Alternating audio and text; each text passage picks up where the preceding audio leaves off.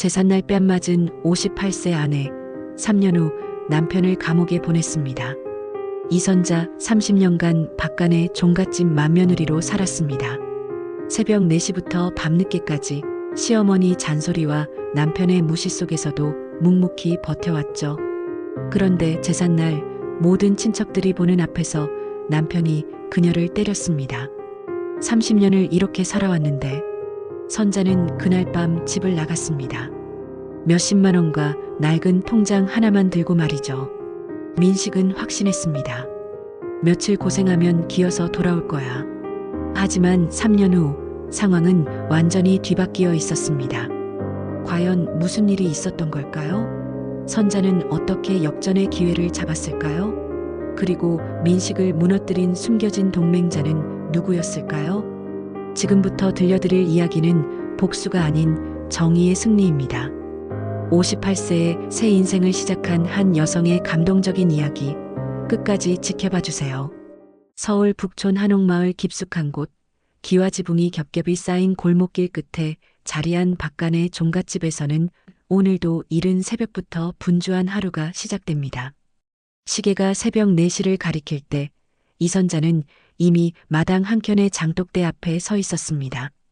58세의 그녀 얼굴에는 세월의 흔적이 깊게 패여 있었고 무릎이 나온 낡은 몸빼바지와 기름때가 묻은 알치마가 그녀의 일상을 말해주고 있었습니다. 후, 선자는 깊은 한숨을 내쉬며 장독 뚜껑을 열었습니다. 곧 있을 시아버지 기제사를 위해 준비해야 할 음식이 한두 가지가 아니었거든요. 된장찌개용 된장을 떠내고 김치를 꺼내고 간장을 확인하는 그녀의 손놀림은 30년 세월이 만들어낸 숙련된 동작이었습니다. 하지만 그 손끝에는 이미 오래전부터 지쳐버린 마음이 묻어났습니다. 부엌으로 들어선 선자는 큰 소쿠리에 북어포를 담고 방망이를 들었습니다. 북어포를 두들기는 소리가 고즈넉한 새벽 공기를 깨뜨리며 울려 퍼집니다. 톡톡톡 리듬감 있게 이어지는 소리 속에서 선자는 자신의 지난 30년을 떠올렸습니다. 1988년 서울 올림픽의 열기가 온 나라를 달구던 그 가을, 28살의 젊은 신부였던 그녀가 이 집 문지방을 처음 넘을 때만 해도 이런 날들이 올 줄은 몰랐습니다. 아가, 북어포는 좀 더 흠씬 두들겨야지. 그래야 우리 아들 민식이가 잘 먹지. 82세 시어머니의 날카로운 목소리가 부엌 안으로 날아듭니다. 선자는 말없이 더 세게 북어포를 두들겼습니다. 아무리 정성껏 해도 시어머니의 입에 딱 맞을 때는 거의 없었지만 그래도 혹시나 하는 마음에 더 열심히 하게 됩니다. 거실에서는 남편 박민식이 소파에 비스듬히 누워 텔레비전을 보고 있었습니다. 60세의 그는 대대로 내려오는 박간의 종갓집이라는 가문의 명예를 목숨처럼 여기는 사람이었습니다. 작은 식품 회사를 운영하고 있지만 집안일은 전적으로 아내의 몫이라고 생각했지요. 화면에서는 트로트 가요 무대가 나오고 있었고 민식은 가끔씩 선자에게 목소리를 높였습니다. 여보, 간 좀 봐봐. 너무 싱거운 거 아니야? 그의 말에 선자는 묵묵히 간장을 한 숟갈 더 넣었습니다. 맛을 보니 이미 충분했지만 남편이 원한다면 더 넣어주는 것이 평화로운 하루를 보내는 방법이었습니다. 선자의 내면은 이미 오래전에 꺼진 아궁이의 재처럼 차갑게 식어 있었습니다. 이 지긋지긋한 제사만 끝나면 일하고 되내는 것이 유일한 희망이었죠. 자식들도 다 결혼해서 각자의 삶을 살고 있고 이 거대한 기와집에 남은 것은 의무와 체면 그리고 선자 자신의 깊은 체념뿐이었습니다. 해가 중천에 떠오를 무렵 선자는 이미 10가지가 넘는 제사 음식을 만들어 놓았습니다. 나물 5가지, 생선구이 3가지, 육류 2가지, 그리고 정성껏 빚은 전과 약과까지. 하지만 아무도 그녀의 수고로움을 알아주지 않았습니다. 당연한 일로 여겨질 뿐이었죠. 선자야, 약과 색깔이 좀 이상한데? 시어머니가 부엌으로 들어와 꼬치꼬치 따졌습니다. 선자는 조심스럽게 대답했습니다. 어머님, 기름 온도를 맞춰서 했는데요. 그래도 뭔가 예전만 못해. 우리 집 체면이 있는데 이래서야 되겠어? 시어머니의 불만은 끝이 없었습니다. 그렇게 선자의 하루는 흘러갔습니다. 새벽부터 밤늦게까지 쉴 틈 없는 하루. 30년 동안 반복되어 온 똑같은 일상. 그녀는 자신이 언제부터 이렇게 투명한 존재가 되었는지 기억조차 나지 않았습니다. 그저 바깥의 종갓집의 맏며느리로서 이름도 없는 그림자처럼 살아가고 있을 뿐이었습니다. 드디어 기다렸던 제삿날 저녁이 찾아왔습니다.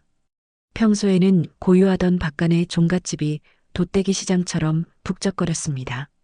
큰아들네, 작은아들네, 딸네 가족들은 물론이고 먼 친척들까지 수십 명이 모여들었거든요. 선자는 아침부터 준비한 제사상을 차리느라 정신이 없었습니다. 정갈하게 놓인 음식들이 상 위에 가득했지만 그 모든 것을 혼자서 준비했다는 사실을 아는 사람은 아무도 없었습니다. 형님, 수고 많으셨어요. 막내 동서가 부엌으로 들어와 인사를 건넸지만 그 말 속에는 진심보다는 의례적인 느낌이 더 강했습니다. 선자는 묵묵히 고개만 끄덕였습니다. 이미 몇 시간째 서서 일하느라 다리가 부어올랐지만 아직 할 일이 산더미였거든요. 제사가 시작되자 선자는 더욱 바빠졌습니다.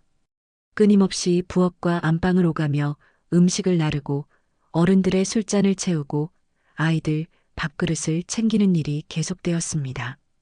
그녀의 발걸음은 점점 무거워졌지만 그래도 멈출 수는 없었습니다. 바깥의 종갓집의 맏며느리로서 체면을 지켜야 했으니까요. 민식은 친척들 사이에서 큰 소리를 치고 있었습니다. 우리 집 음식 맛이 어때요? 다 우리 마누라가 정성껏 만든 거예요. 그의 말에 친척들이 한마디씩 거들었습니다. 역시 종갓집 맏며느리는 달라요.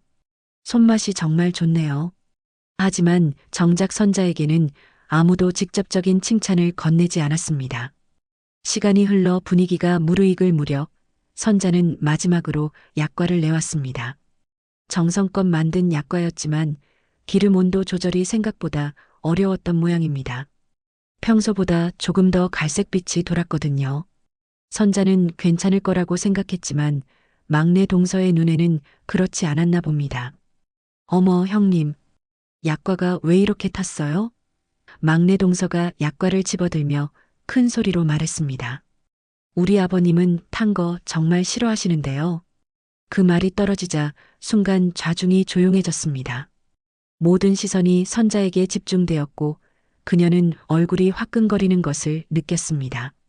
미안해요. 기름 온도를 잘못 맞춘 것 같아요. 선자가 조심스럽게 사과했지만 이미 분위기는 어색해진 후였습니다. 특히 체면을 무엇보다 중시하는 민식의 얼굴색이 순식간에 굳어지는 것이 보였습니다. 술기운까지 오른 그의 눈빛이 위험하게 변하고 있었거든요. 이런 중요한 날에 어떻게 이럴 수가 있어. 민식이 자리에서 벌떡 일어났습니다. 친척들이 모두 보는 앞에서 큰 소리가 터져 나왔습니다. 30년을 살면서 이런 기본적인 것도 못해? 그의 목소리는 점점 높아져 갔고 선자는 몸이 움츠러드는 것을 느꼈습니다. 여보, 조용히 해요. 사람들이 다 보잖아요. 선자가 작은 목소리로 말했지만 민식의 분노는 이미 임계점을 넘어서고 있었습니다. 그는 평소에도 가부장적이고 다혈질적인 성격이었지만 이렇게 많은 사람들 앞에서 체면이 구겨진다고 느끼자 이성을 잃고 말았습니다. 체면을 구기고 앉았네. 민식이 선자에게 다가왔습니다. 모든 친척들이 숨을 죽이고 지켜보는 가운데 그는 주저없이 손을 들어 올렸습니다. 짝! 세상의 모든 소리가 멈춘 것 같았습니다. 선자의 뺨을 때린 손바닥 소리가 고요한 안방에 울려 퍼졌고 그 다음엔 윙하는 이명만이 그녀의 귓속을 가득 채웠습니다. 뜨거운 불덩이가 뺨을 타고 심장까지 번지는 것 같았습니다. 30년 결혼 생활에서 단 한 번도 경험해보지 못한 충격이었죠. 선자의 고개가 옆으로 돌아갔고 그녀의 눈에는 순간 눈물이 맺혔습니다. 하지만 더 충격적인 것은 주변 사람들의 반응이었습니다. 시어머니는 칠칠치 못하게 일을 망친다며 혀를 찾고 친척들은 못 볼 것을 봤다는 듯 시선을 피했습니다. 아무도 선자를 감싸거나 민식을 말리지 않았습니다. 그 순간 선자는 깨달았습니다. 지난 30년간 자신이 지키려고 했던 것은 가정이 아니었다는 것을, 그것은 아무도 자신을 존중하지 않는 허울뿐인 감옥이었다는 것을, 자신은 이 집에서 사람이 아니라 그저 일하는 기계에 불과했다는 것을, 선자의 눈동자에서 지난 30년간 쌓여왔던 체념의 빛이 서서히 사라지기 시작했습니다. 그리고 그 자리에 이전에는 느껴보지 못했던 차가운 결심이 서리기 시작했습니다. 더 이상 이런 식으로는 살 수 없다는, 뭔가 바뀌어야 한다는 절박한 마음이 그녀의 가슴 깊은 곳에서 꿈틀거리기 시작했습니다. 그날 밤 선자는 잠들 수가 없었습니다. 뺨에 남은 화끈거림보다도 마음속에 남은 상처가 더 깊이 파고들었거든요. 민식은 아무 일도 없었다는 듯 코를 골며 잠들어 있었고, 시어머니 역시 평소와 다름없이 선자에게 내일 할 일들을 잔소리했습니다. 하지만 선자에게는 모든 것이 달라 보였습니다. 30년 동안 당연하게 여겨왔던 모든 것들이 이제는 견딜 수 없는 짐처럼 느껴졌어요. 새벽 2시 선자는 조용히 일어나 안방 장롱을 열었습니다. 그 안에는 오래된 낡은 통장 하나가 숨겨져 있었습니다. 시어머니 몰래 십자수를 놓아 팔아서 모아둔 비상금이 들어있는 통장이었죠. 액수는 많지 않았지만 그래도 당장 며칠은 버틸 수 있을 정도였습니다. 선자는 그 통장을 꼭 쥐고 깊은 생각에 잠겼습니다. 더 이상은 안 되겠어. 선자가 작은 목소리로 중얼거렸습니다. 지난 30년의 세월이 주마등처럼 스쳐 지나갔습니다. 28살에 이 집으로 시집와서 지금까지 단 하루도 자신을 위한 시간을 가져본 적이 없었어요. 항상 누군가를 위해, 무언가를 위해 자신을 희생해왔지만 정작 자신은 어떤 사람인지조차 잊고 살았습니다. 해가 뜨자 선자는 결심을 굳혔습니다. 지난 세월의 증거인 앨범이나 옷가지들은 미련 없이 두고 오직 그 낡은 통장과 몇십만 원의 현금만 들고 이 집을 떠나기로 했습니다. 30년 동안 쌓아온 모든 것을 버리고 맨손으로 나가는 것이었지만 이상하게 두렵지가 않았어요. 오히려 가슴이 뛰었습니다. 선자가 향한 곳은 젊은 시절 잠시 일했던 남대문 시장의 한 식당이었습니다. 정민의 밥집이라는 작은 가게였는데 혹시 옛 주인이 아직 있을까 하는 희망을 품고 찾아간 것이었죠. 다행히 정미 언니는 여전히 그곳에서 식당을 운영하고 있었습니다. 30년 만에 나타난 선자를 보고 깜짝 놀란 정미 언니는 사연을 듣고 나서 말없이 선자의 손을 잡아주었습니다. 선자야, 힘들었구나. 여기서 다시 시작해보자. 정미 언니의 따뜻한 말에 선자는 처음으로 눈물을 흘렸습니다. 30년 만에 누군가 자신을 진심으로 위로해주는 말을 들은 것 같았거든요. 정미 언니는 식당 위쪽에 허름한 쪽방과 함께 식당 일자리를 내주었습니다. 한편 이혼 소장을 받은 민식은 처음에는 믿을 수가 없었습니다. 뭐? 이혼? 그는 소장을 보며 코웃음을 쳤습니다. 집 나가면 고생인 거 뼈저리게 느끼고 기어들어 오겠지. 민식은 30년 동안 전업주부였던 선자가 혼자서 무엇을 할 수 있겠느냐며 대수롭지 않게 생각했습니다. 변호사도 선임하지 않고 이혼에 그냥 응했어요. 재산 분할? 웃기지 마라. 30년간 놀고 먹기만 했으면서 무슨 재산 분할이야. 민식은 확신했습니다. 선자에게 돌아갈 몫은 없다고 말이에요. 하지만 그는 전혀 알지 못했습니다. 선자가 지난 30년간 얼마나 치밀하게 모든 것을 기록해왔는지를요. 선자가 가져온 것은 단순한 가계부가 아니었습니다. 그것은 집안의 모든 장부와 영수증, 그리고 자신이 얼마나 많은 일을 해왔는지를 증명하는 상세한 기록이었거든요. 시장에서 장을 본 영수증부터 시작해서 제사 때마다 준비한 음식 목록, 손님 접대비, 심지어는 민식의 회사 업무를 도운 기록까지 30년간의 모든 것이 빠짐없이 적혀 있었습니다. 법원에서 만난 변호사는 선자의 기록을 보고 깜짝 놀랐습니다. 이렇게 자세한 기록이 있다면 재산 분할에서 상당히 유리할 것 같습니다. 변호사의 말에 선자는 처음으로 희망을 가져볼 수 있었습니다. 자신이 지난 30년간 해온 일들이 헛된 것이 아니었다는 증명이었거든요. 남대문 시장의 작은 쪽방에서 선자는 새로운 생활을 시작했습니다. 비록 방은 작고 낡았지만 30년 만에 온전히 자신만의 공간을 가진다는 것이 이렇게 감격스러울 줄은 몰랐어요.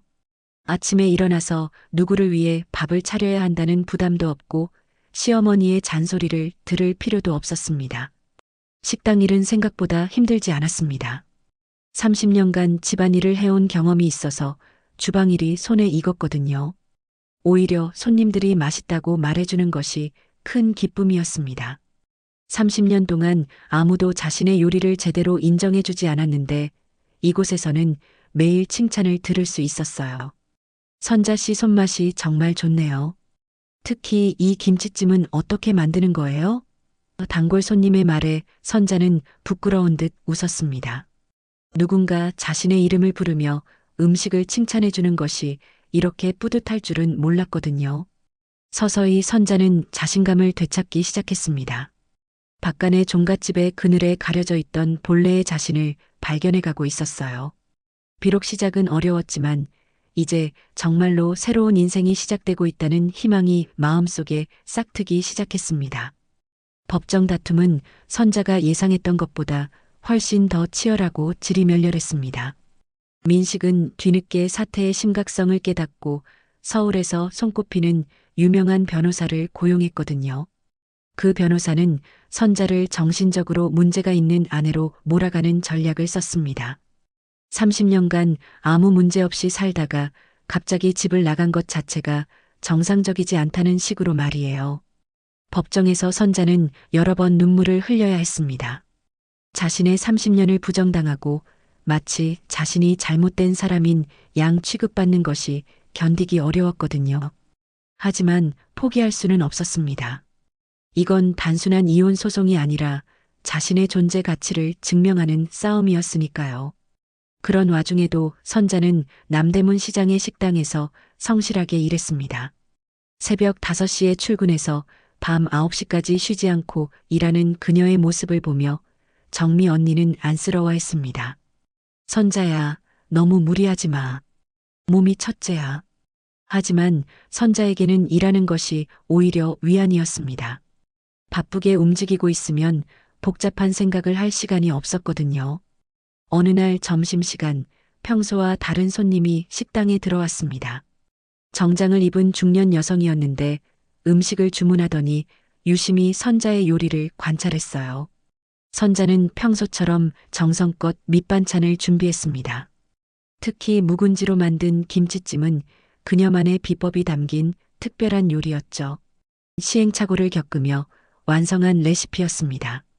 사장님, 이 김치찜 정말 맛있네요. 어떻게 만드신 거예요?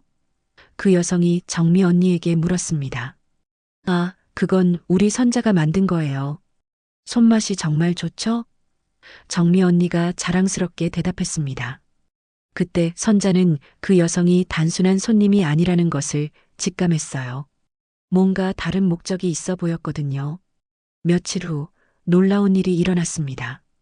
한 음식 전문 잡지에 이름 없는 골목 식당의 숨은 고수라는 제목의 기사가 실린 것이었어요. 그 기사는 바로 선자의 김치찜을 다룬 내용이었습니다. 기사를 쓴 사람은 그날 식당에 왔던 음식 칼럼니스트였던 거죠. 정통 한식의 진수를 보여주는 숨겨진 보석 같은 요리를 발견했다. 시장 골목 깊숙한 곳의 작은 식당에서 맛본 김치찜은 단순히 맛있는 수준을 넘어서 감동적이었다.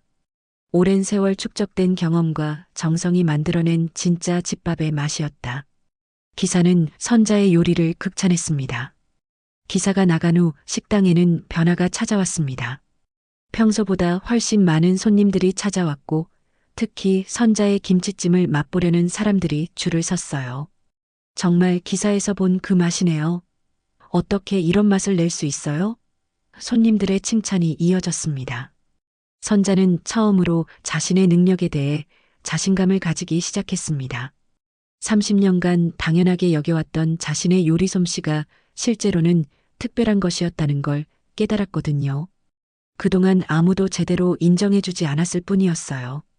용기를 낸 선자는 정미 언니와 상의해서 작은 결정을 내렸습니다. 식당 한켠에 선잔의 밑반찬이라는 코너를 만들어 직접 만든 반찬을 판매하기 시작한 것이었어요. 김치찜, 멸치볶음, 콩나물 무침 등 간단한 밑반찬들이었지만 선자만의 특별한 손맛이 담겨 있었습니다. 반찬 판매는 예상보다 훨씬 잘 되었습니다. 단골 손님들이 집에서도 선자의 음식을 먹고 싶다며 주문이 들어오기 시작했거든요.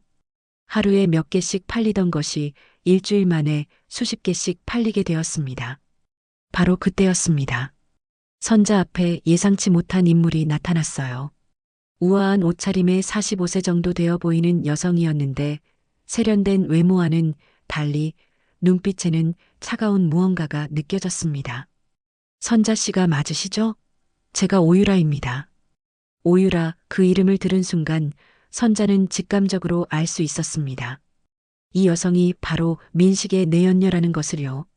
소문으로만 들었던 그 여자가 직접 자신을 찾아온 것이었습니다. 이쯤에서 포기하시죠, 선자 씨. 오유라가 차분한 목소리로 말했습니다. 사모님께서 상대하기엔 민식 씨는 너무 큰 사람이에요. 이런 작은 장사로는 법정 비용도 감당하기 어려우실 텐데요. 그녀는 말을 마치며 두툼한 돈 봉투를 선자 앞에 내밀었습니다. 선자는 그 봉투를 쳐다보다가 천천히 고개를 들어 오유라를 똑바로 바라봤습니다. 그리고 조용하지만 단호한 목소리로 대답했습니다.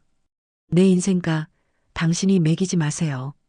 선자가 봉투를 밀어내며 일어섰습니다. 30년간 참고 살았던 제가 이제 와서 돈 때문에 굽힐 거라고 생각하세요? 오유라의 표정이 순간 굳었습니다. 예상과 다른 반응이었거든요. 하지만 곧 차가운 미소를 지으며 자리에서 일어났습니다. 그렇게 나오시는군요. 후회하실 거예요. 그녀의 목소리에는 위협적인 기운이 담겨 있었습니다. 오유라와의 만남 이후 선잔의 밑반찬은 더욱 인기를 얻기 시작했습니다. 입소문이 퍼지면서 멀리서도 선자의 음식을 사러 오는 사람들이 늘어났어요. 심지어 한 홈쇼핑 회사에서 연락이 와서 전국 판매를 제안하기까지 했습니다. 선자 씨의 김치찜을 전국에 알리고 싶어요. 정말 특별한 맛이거든요. 담당자의 말에 선자는 꿈만 같았습니다. 하지만 민식은 이런 상황을 가만히 지켜보고 있지 않았습니다. 자신의 작은 식품 회사는 최근 몇 년간 계속 어려움을 겪고 있었거든요. 요즘 젊은 사람들은 조미료 맛에 길들여져서 전통적인 맛을 선호하지 않았고 매출은 계속 떨어지고 있었어요. 그런데 자신이 버린 아내가 성공하고 있다는 소식을 듣자 위기감을 느끼기 시작했습니다. 이런 식으로 두면 안 되겠어. 민식은 오유라와 함께 비열한 계획을 세웠습니다. 먼저 보건소 공무원에게 돈을 건네며 선자의 가게에 위생 점검을 나가도록 했어요. 물론 트집을 잡아서 영업정지를 시키라는 지시와 함께 말이죠. 어느 날 오후 갑자기 보건소 직원들이 들이닥쳤습니다. 위생 점검입니다. 그들은 처음부터 문제를 찾으려는 듯한 태도로 구석구석을 뒤졌어요. 사실 선자는 위생에는 누구보다 신경을 썼습니다. 하지만 그들은 억지로라도 문제를 만들어냈어요. 냉장고 온도가 기준에 약간 못 미치네요. 이 도마는 교체해야겠어요. 사소한 것들을 문제 삼아 결국 일주일 영업정지 처분을 내렸습니다. 선자는 억울했지만 어쩔 수 없이 가게 문을 닫아야 했어요. 설상가상으로 인터넷에는 악의적인 소문들이 퍼지기 시작했습니다. 선잔의 밑반찬 위생 상태 엉망 돈만 밝히는 아줌마 같은 거짓 글들이 온라인 커뮤니티에 올라왔어요. 민식이 사람을 시켜서 퍼뜨린 소문이었지만 선자는 그 사실을 알 수가 없었습니다. 홈쇼핑 회사에서도 연락이 왔습니다. 죄송합니다, 선자 씨. 인터넷에 좋지 않은 소문이 있어서 일단 계약을 보류하겠습니다. 그토록 기대했던 기회가 한순간에 사라져버렸어요. 선자는 절망감에 빠질 수밖에 없었습니다. 더 큰 충격은 따로 있었습니다. 유일하게 자신을 지지해 줄 것이라 믿었던 아들이 찾아온 것이었어요. 하지만 아들의 입에서 나온 말은 선자의 가슴에 대못을 박는 것 같았습니다. 어머니, 제발 이러지 마세요. 아들의 목소리에는 원망이 섞여 있었습니다. 아버지가 얼마나 힘들어 하시는지 아세요? 온 동네에서 손가락질 받고 계시잖아요. 아들은 민식의 거짓말에 완전히 속아 있었어요. 어머니가 정신이 이상해져서 집을 나갔다고 아버지가 그러시던데 정말 그런 거예요? 그게 아니야, 아들아. 선자가 해명하려 했지만 아들은 듣지 않았습니다. 어머니, 제발 추하게 이러지 마시고 아버지께 용서를 비세요. 이런 식으로 하면 우리 가족이 다 망가져요. 아들의 말 한마디 한마디가 선자의 마음을 도려내는 것 같았어요. 키워준 은혜는 다 잊고 아들이 떠나며 내뱉은 마지막 말에 선자는 완전히 무너져 버렸습니다. 자신이 세상에서 가장 소중하게 여기던 아들마저 등을 돌린 것이었거든요. 그런데 결정타는 따로 있었습니다. 며칠 후 텔레비전에서 충격적인 광고를 본 것이었어요. 민식의 회사에서 출시한 종갓집 명품 김치라는 제품 광고였는데 그 맛이 선자가 평생을 바쳐 완성한 자신만의 레시피와 정확히 일치했던 것입니다. 어떻게? 선자는 믿을 수가 없었습니다. 시행착오를 겪으며 완성한 자신만의 비법이 고스란히 도용당한 것이었어요. 세상 누구도 흉내낼 수 없다고 믿었던 그 특별한 손맛이 대량 생산되어 시장에 나와 있는 것을 보니 배신감이 몰려왔습니다. 더욱 충격적인 것은 그 제품이 대박을 터뜨리고 있다는 사실이었습니다. 정통 종갓집의 전통 비법으로 만든 명품 김치 100년 전통의 손맛을 그대로 재현 같은 광고 문구를 보니 선자는 화가 치밀어 올랐어요. 자신의 30년 세월을 도둑맞은 기분이었거든요.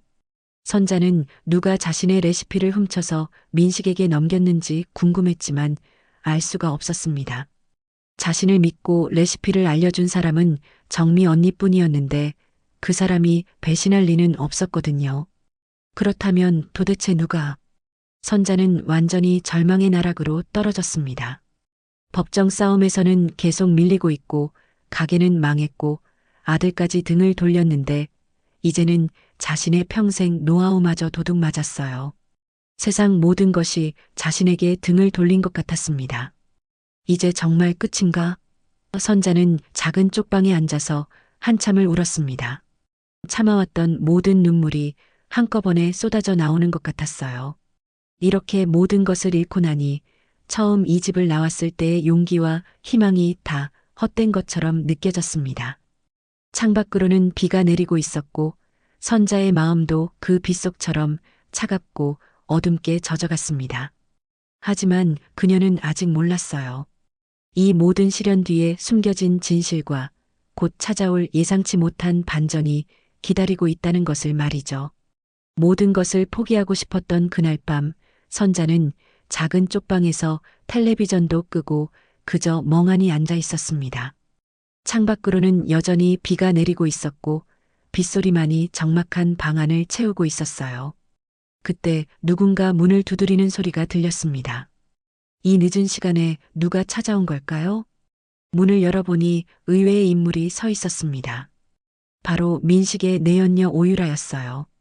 하지만 며칠 전 돈 봉투를 들고 왔을 때와는 완전히 다른 모습이었습니다. 우아했던 옷차림 대신 평범한 옷을 입고 있었고 차가웠던 눈빛도 어딘지 흔들리고 있었거든요. 들어가도 될까요? 오유라가 조심스럽게 물었습니다. 선자는 의아했지만 일단 들여보냈어요. 오유라는 방 안을 둘러보더니 깊은 한숨을 쉬었습니다. 이런 곳에서 지내고 계셨군요. 무슨 일로 오셨죠? 선자가 경계심을 드러내며 물었습니다. 오유라는 잠시 망설이다가 충격적인 말을 꺼냈습니다. 레시피 제가 넘겼어요. 선자는 귀를 의심했습니다. 뭐라고요? 선자 씨의 김치찜 레시피를 민식에게 넘긴 사람이 저예요. 오유라의 고백에 선자는 의자에서 일어날 수가 없었어요. 도대체 어떻게 된 일인지 이해할 수가 없었거든요. 어떻게 제 레시피를. 저는 처음부터 당신 편이었어요. 오유라의 다음 말은 더욱 혼란스러웠습니다. 하지만 이건 시작일 뿐이에요. 진짜 목적은 따로 있거든요. 오유라는 천천히 자신의 과거를 들려주기 시작했습니다. 제 아버지는 30년 전 민식의 아버지와 동업자였어요. 함께 식품 사업을 시작했는데 사업이 잘 되기 시작하자 민식의 아버지가 배신했어요. 그녀의 목소리에는 오래된 분노가 서려 있었습니다. 아버지의 지분을 모두 빼앗고 심지어 횡령 누명까지 씌웠어요. 그 충격으로 아버지는 결국 돌아가셨고 저희 가족은 하루아침에 길거리로 나앉게 되었죠. 오유라의 눈가에 눈물이 맺혔습니다. 저는 그때부터 복수를 계획했어요. 박간의 종갓집을 무너뜨리겠다고 말이에요. 선자는 충격에 말을 잇지 못했습니다. 오유라가 민식에게 접근한 것이 사랑 때문이 아니라 복수 때문이었다니요. 그래서 의도적으로 민식에게 접근했고 그의 신뢰를 얻기 위해 몇 년을 기다렸어요. 그러다가 선자 씨가 나타났죠. 처음에는 선자 씨도 복수의 대상이라고 생각했어요. 박간의 사람이니까요. 오유라가 고백했습니다. 하지만 선자 씨를 보니 저희 아버지와 똑같더라고요. 30년간 이용당하고 착취당하면서도 참고 견딘 분이었어요. 오유라는 가방에서 작은 녹음기를 꺼냈습니다. 민식과의 대화를 몰래 녹음해둔 것들이 있어요. 특히 선자 씨의 레시피를 훔치는 과정이 다 담겨 있어요. 그녀가 재생 버튼을 누르자 민식의 목소리가 흘러나왔습니다. 장모님 비법이라고 속여서 팔자.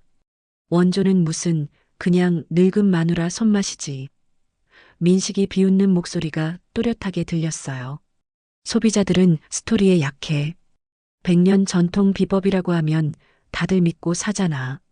선자는 분노로 온몸이 떨렸습니다. 자신의 30년 세월을 이렇게 우습게 여기고 있었다니요. 하지만 오유라는 더 충격적인 이야기를 계속했습니다. 이것 말고도 증거가 더 있어요. 오유라가 스마트폰을 꺼내 보여주었습니다. 민식이 횡령하는 장면, 세금 포탈하는 대화, 그리고 선자 씨를 모함하기 위해 거짓 소문을 퍼뜨리라고 지시하는 영상까지 다 있어요. 선자는 믿을 수가 없었습니다. 왜 이런 걸 모아두셨어요? 복수를 위해서요. 오유라의 대답은 단호했습니다. 민식의 회사를 가장 높은 곳까지 올려놓은 다음 한 번에 무너뜨리려고 했어요. 그런데 선자 씨를 만나면서 계획이 바뀌었어요. 선자 씨의 레시피를 넘긴 것은 민식을 더 큰 범죄자로 만들기 위한 미끼였어요. 남의 것을 훔쳐서 자기 것이라고 우기는 사기꾼으로 만들려고 했거든요. 오유라가 설명했습니다. 하지만 이제는 선자 씨와 함께 정정당당하게 싸우고 싶어요. 선자는 혼란스러웠습니다. 지금까지 자신을 괴롭혔던 모든 일들이 사실은 이 여자의 복수국 때문이었다니요. 하지만 동시에 희망도 느꼈어요. 민식의 범죄를 증명할 결정적인 증거들이 있다는 것이니까요. 당신을 믿어도 될까요? 선자가 조심스럽게 물었습니다. 저도 선자 씨처럼 모든 걸 잃었어요. 오유라가 진심 어린 눈빛으로 대답했습니다. 이제 우리는 같은 편이에요. 박민식이라는 공통의 적이 있으니까요. 오유라는 선자에게 손을 내밀었습니다. 당신을 무너뜨린 그 레시피로 이번에는 박민식을 심판대에 세우세요. 당신의 이름으로 말이에요. 선자는 잠시 망설였지만 결국 그 손을 잡았습니다. 적의 적은 동지라는 말이 떠올랐거든요. 좋아요. 하지만 조건이 있어요. 선자가 말했습니다. 민식을 무너뜨리는 것도 중요하지만 제가 정말 원하는 건 제 이름을 되찾는 거예요. 30년간 잃어버렸던 이선자라는 이름을 말이에요. 오유라가 고개를 끄덕였습니다. 물론이죠. 이번에는 선자 씨가 주인공이 되는 거예요. 두 여자는 서로의 손을 꽉 잡았습니다. 각자 다른 이유로 상처받았지만 이제는 함께 싸울 동지가 된 것이었어요. 창밖에 비가 그치고 달빛이 방 안으로 스며들었습니다. 절망의 밤이 지나고 새로운 희망의 새벽이 밝아오고 있었습니다. 오유라와 손을 잡은 후 선자는 완전히 새로운 사람이 된 것 같았습니다. 며칠 전까지만 해도 절망에 빠져 있던 그녀였지만 이제는 복수가 아닌 정의를 위해 싸울 명분과 용기를 찾았거든요. 두 사람은 치밀한 계획을 세우기 시작했습니다. 민식의 회사 창립 30주년 기념식이 다음 주에 있어요. 오유라가 스마트폰으로 일정을 확인하며 말했습니다. 동시에 종갓집 명품 김치 성공 기념 파티도 함께 열린다고 하더라고요. 언론과 유명 인사들이 대거 참석할 예정이에요. 선자는 고개를 끄덕였습니다. 그날이 기회겠군요. 맞아요. 가장 많은 사람들이 보는 자리에서 진실을 밝혀야 해요. 오유라의 눈빛에는 결의가 담겨 있었습니다. 하지만 단순히 증거만 공개하는 건 충분하지 않아요. 더 극적인 무언가가 필요해요. 그때 선자에게 아이디어가 떠올랐습니다. 제사상을 차리는 거예요. 제사상이요? 네, 민식의 아버지를 위한 제사상을 직접 차려서 행사장에 가져가는 거예요. 모든 진실을 담은 마지막 제사상으로 말이에요. 오유라는 선자의 아이디어에 감탄했습니다. 정말 좋은 생각이에요. 그런데 보통 제사상이 아니라 민식이 얼마나 아버지를 우롱했는지 보여줄 수 있는 상차림이어야겠어요. 두 사람은 머리를 맞대고 세부적인 계획을 짰습니다. 며칠 후 드디어 그날이 왔습니다. 서울 시내 유명 호텔의 대연회장에서 열리는 박민식 회사의 창립 30주년 기념식에는 정말 많은 사람들이 모여들었어요. 기자들, 정치인들, 재계 인사들까지. 민식은 그 어느 때보다 의기양양했습니다. 여러분, 오늘 이 자리에 함께 해주셔서 감사합니다. 민식이 단상에서 연설을 시작했습니다. 저희 회사가 30년 만에 이런 성과를 낼 수 있었던 것은 무엇보다 전통의 힘이었습니다. 특히 종갓집 명품 김치는 100년을 이어온 우리 가문의 비법을 현대적으로 재해석한 걸작입니다. 행사장의 분위기는 화기애애했습니다. 손님들은 민식의 성공담에 박수를 보내며 축하 인사를 건넸어요. 역시 전통이 있는 집안은 다르군요. 종갓집의 품격이 느껴집니다. 칭찬이 이어졌습니다. 바로 그때였습니다. 행사장 뒤쪽 문이 조용히 열리고 선자가 직접 차린 제사상이 들어왔어요. 하지만 그것은 평범한 제사상이 아니었습니다.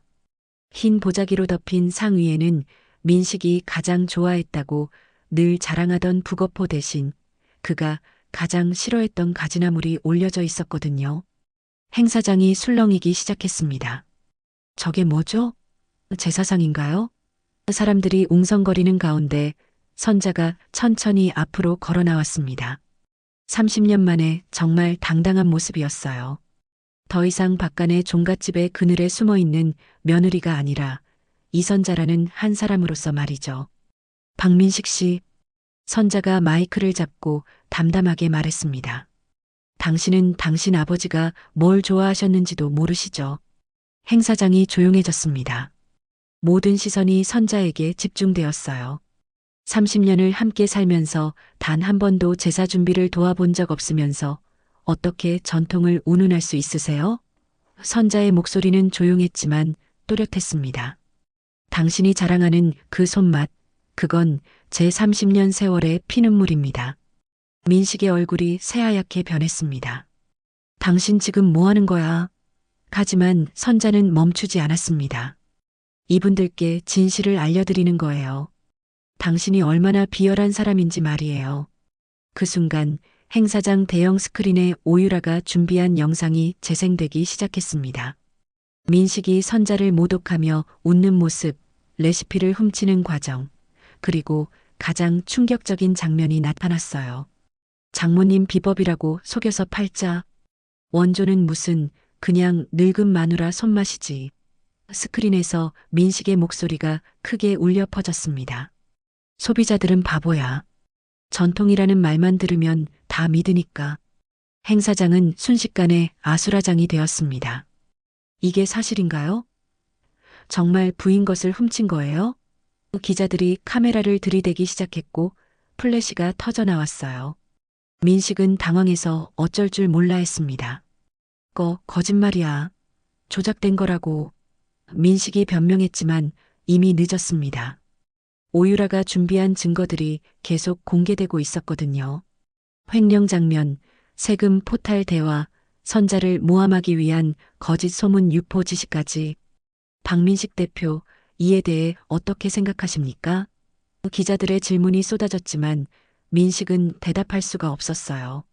30년간 쌓아온 허상 같은 명예가 한순간에 산산조각 나고 있었거든요. 선자는 제사상 앞에 서서 마지막 말을 했습니다. 아버님, 이제야 진짜 제사를 지내드릴 수 있겠네요. 거짓과 위선이 아닌 진실로 말이에요. 그녀의 목소리에는 30년간 억눌렸던 모든 감정이 담겨 있었습니다. 오유라도 무대로 올라와 마이크를 잡았습니다. 저는 30년 전 박민식의 아버지에게 모든 것을 빼앗긴 피해자의 딸입니다. 오늘 이 자리는 단순한 복수가 아니라 정의를 세우는 자리입니다. 행사장 밖으로는 이미 경찰들이 대기하고 있었습니다. 오유라가 미리 신고해둔 것이었어요. 사기, 횡령, 명예훼손 등의 혐의로 민식은 그 자리에서 체포되었습니다. 이 선자, 끌려가면서도 민식이 선자의 이름을 외쳤습니다. 하지만 이제 그 이름은 더 이상 그의 소유가 아니었어요. 선자 자신의 것이 된 거죠. 선자는 무너져가는 민식을 보며 복잡한 심정이었습니다. 복수가 달성된 기쁨보다는 마침내 자유로워졌다는 해방감이 더 컸어요. 30년간의 긴 악몽이 끝나고 진짜 자신의 인생이 시작되는 순간이었습니다. 그로부터 3년이 흘렀습니다. 서울 강남의 한 조용한 골목에 자리한 이선자라는 간판을 단 한식당에는 오늘도 많은 사람들이 줄을 서서 기다리고 있었어요. 미슐랭 가이드의 별 하나를 받은 이 작은 식당의 오너, 셰프는 바로 이선자였습니다. 어서 오세요. 선자가 손님들을 맞으며 환한 미소를 지었습니다. 예전에 그 지친 표정은 온데간데였고 자신만의 요리를 선보이는 자랑스러운 요리사의 모습이었어요. 더 이상 누군가의 아내나 며느리가 아닌 오직 이선자 그 자체로 살아가고 있었습니다. 식당 한쪽 벽면에는 여러 신문 기사들이 액자에 담겨 걸려 있었습니다. 전통 한식의 새로운 지평을 연 이선자 셰프 58세에 새 출발한 요리계의 신데렐라, 진정한 한국 어머니의 손맛을 세계에 알리다 같은 제목들이 눈에 띄었어요. 실제로 선자의 식당은 이제 외국인 관광객들도 찾는 명소가 되었습니다. 그녀만의 독특한 김치찜과 전통 반찬들은 해외 언론에서도 주목을 받았거든요. 특히 30년간의 경험이 만들어낸 진정성 있는 맛이라는 평가를 받으며 한식의 우수성을 알리는데 큰 역할을 하고 있었습니다. 선자 언니, 오늘도 바쁘네요. 오유라가 식당으로 들어오며 말했습니다. 그녀는 이제 선자의 든든한 동업자가 되어 있었어요. 민식을 무너뜨린 후 받은 보상금과 자신의 저축을 합쳐서 선자와 함께 이 식당을 차린 것이었습니다. 유라야, 고마워. 덕분에 오늘도 무사히 영업을 마칠 수 있을 것 같아. 선자가 진심으로 감사 인사를 했습니다. 오유라는 주로 경영과 마케팅을 담당하고 있었는데 그녀의 도움 없이는 이런 성공을 이룰 수 없었거든요. 한편 민식은 어떻게 되었을까요? 그는 사기와 횡령, 명예훼손 등의 혐의로 2년 6개월의 실형을 선고받았습니다. 박간의 종갓집은 완전히 몰락했고 그가 그토록 자랑스러워했던 가문의 명예는 땅에 떨어져 버렸어요. 출소 후에는 작은 식당에서 설거지 일을 하며 근근히 살아가고 있다고 들었습니다. 시어머니 역시 충격을 이기지 못하고 요양원에 들어가게 되었어요. 30년간 선자를 구박했던 대가를 혹독하게 치르고 있는 셈이었습니다. 아무도 찾아오지 않는 요양원에서 쓸쓸한 말년을 보내고 있다고 했습니다. 저녁 영업이 끝날 무렵 선자에게 특별한 손님이 찾아왔습니다. 바로 그녀의 아들이었어요.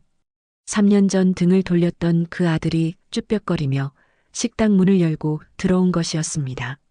어머니, 아들의 목소리는 떨리고 있었습니다. 어머니의 성공을 신문과 텔레비전으로 보면서 자신이 얼마나 큰 실수를 했는지 깨달았던 것이죠. 저, 잘못했습니다. 정말 잘못했어요. 선자는 말없이 아들을 바라봤습니다. 3년 전의 상처가 완전히 아문 것은 아니었지만 그래도 자신의 피부치였어요. 앉아라. 선자가 조용히 말했습니다. 아들은 어머니 앞에 앉아서 그동안의 일들을 사과했습니다. 아버지의 거짓말에 속아서 어머니를 오해했어요. 정말 죄송해요. 어머니가 이렇게 대단한 분인 줄도 몰랐고 아들의 눈에서 눈물이 흘러내렸습니다. 선자는 부엌으로 들어가서 아들이 가장 좋아했던 음식을 만들기 시작했습니다. 따뜻한 밥과 김치찜, 그리고 정성껏 만든 몇 가지 반찬들이었어요. 아들을 위해 무수히 만들어 왔던 그 음식들이었습니다. 밥 먹어라. 식으면 맛없다. 선자가 상을 차려주며 말했습니다. 예전과 똑같은 말이었지만 이제는 의미가 완전히 달랐어요. 억지로 차려주는 밥이 아니라 진심으로 베푸는 음식이었거든요. 아들은 젓가락을 들고 김치찜을 한 입 먹었습니다. 어머니, 그 맛은 예전과 똑같았지만 왠지 더 깊고 진한 맛이 났어요. 어머니의 마음이 자유로워진 만큼 음식 맛도 더 좋아진 것 같았습니다. 어머니, 정말 죄송해요. 그리고 자랑스러워요. 아들이 고개를 숙이며 말했습니다. 이제야 어머니가 얼마나 대단한 분인지 알겠어요. 선자는 아들의 머리를 쓰다듬어 주었습니다. 비록 늦었지만 자식이 자신을 인정해준다는 것만으로도 충분했어요. 밤이 깊어갈 무렵 선자는 식당 창문 너머로 북촌의 기와지붕들을 바라봤습니다. 자신이 30년을 보낸 그 동네가 멀리 보였어요. 하지만 이제는 그곳이 감옥처럼 느껴지지 않았습니다. 단지 자신의 과거일 뿐이었죠. 창밖으로는 따스한 봄노을이 지고 있었습니다. 선자의 얼굴에는 평온한 미소가 피어났어요. 잿더미 같던 인생 속에서 그녀는 마침내 자신의 이름으로 붉고 아름다운 동백꽃을 피워낸 것이었습니다. 이선자. 선자가 자신의 이름을 조용히 불러봤습니다. 30년 만에 되찾은 그 이름이 이제는 세상에서 가장 소중한 보물처럼 느껴졌어요. 더 이상 누구의 그늘에 가려진 존재가 아니라 당당한 한 사람의 이름이 된 것이죠. 내일도 많은 손님들이 찾아올 것이고 선자는 그들을 위해 정성껏 음식을 만들 것입니다. 하지만 이제는 의무가 아니라 기쁨으로, 체념이 아니라 희망으로 하는 일이었어요. 58세에 찾은 진정한 자유, 그것이 바로 이선자가 피워낸 가장 아름다운 꽃이었습니다. 사연의 내용이 좋으셨다면 구독과 좋아요 부탁드립니다. 무료입니다. 항상 건강 유의하시고 다음에 또 인사드리겠습니다.